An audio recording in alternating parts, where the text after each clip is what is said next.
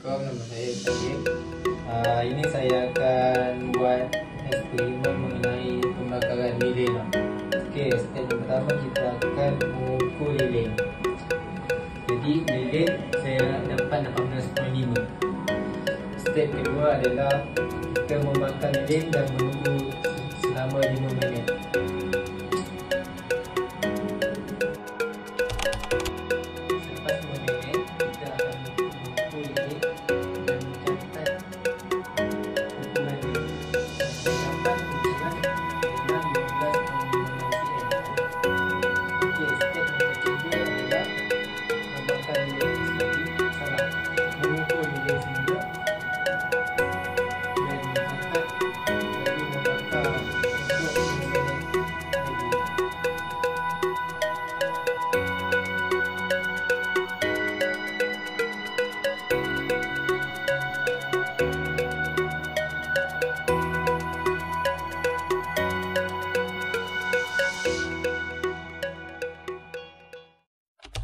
Yang saya dapat daripada eksperimen membakar lilin ini, semakin kita membakar lilin ini lama, semakin menurun lilinnya, dan semakin menurunlah lilinnya.